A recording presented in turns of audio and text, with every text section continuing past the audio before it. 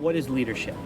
Well, to start, I've picked 3 leaders that I think you'll recognize just to help define it. The first is David Stern, because I think all leaders have to be visionary. They have to have conceptual skill, be able to see their organization 5 and 10 and even 20 years into the future, and I think Stern did that.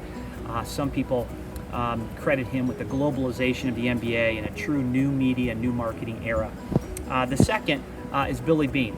He's the current and going to be soon to be outgoing general manager of the Oakland Athletic. And Beane changed the game in terms of player personnel decisions and scouting and how general managers evaluate talent at the Major League Baseball level by using sabermetrics. And so I think the attribute that defines leadership with that is you have to be able to adapt to change.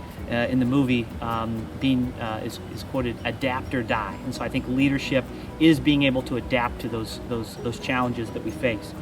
The third is Herb Brooks, and I talked about Herb in a leadership quote that we had several weeks ago.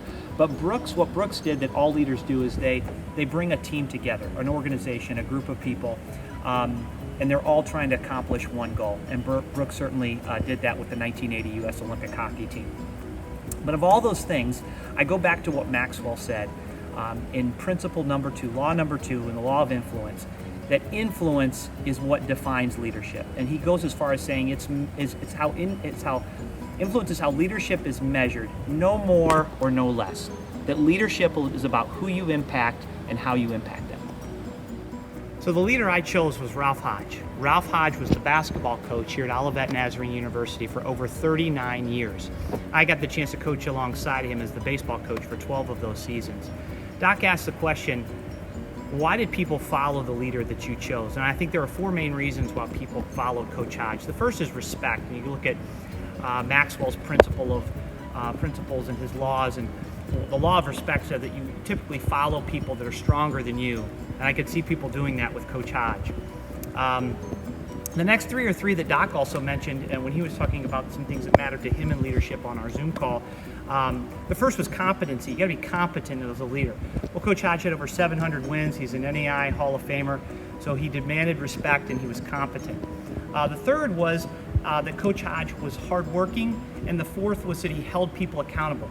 And a story about those last 2, I would oftentimes hear some commotion here in the arena, and I would walk in thinking that a full basketball practice was going on because Coach Hodge was really getting after his guys.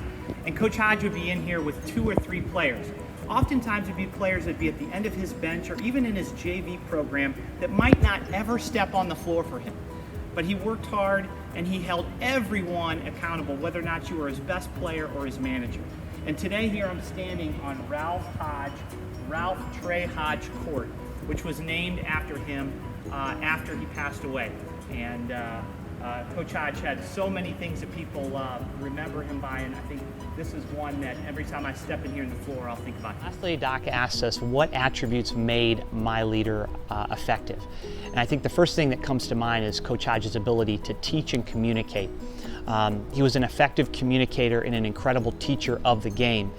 As a faculty member, as somebody who always felt like teaching and coaching were the same thing, I really love the Wooden quote in Wooden on Leadership that says, you have to be able to impart the nuts and bolts of what you know to those you manage, and it's impossible without being able to know how to teach.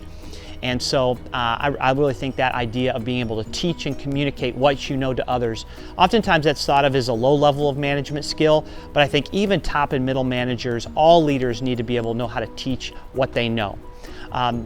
The next is a set of principles that John Gordon and Mike Smith wrote about, but not exclusively. Certainly others have wrote about these as well. Then one is culture, the idea to be able to create a culture, and Gordon and Smith talk about this real positive culture. That was not necessarily the culture that Coach Hodge created, but he created one of extreme hard work, discipline, and again, holding people accountable. He created a culture of that every day. The next was consistency. It didn't matter if it was a February practice or a preseason scrimmage or a conference championship game. When you came every day, you knew Coach Hodge was going to be the same person every day. He was consistent in everything that he did. And then finally, even though I think for leaders like Coach Hodge, sometimes it's hard for people to see this, he cared. Because of sometimes how hard he coached his players, I think they may not have known this until after they finished playing for him. But I think he really cared, and I think all leaders have to be able to care about their organization and the people in the organization the most.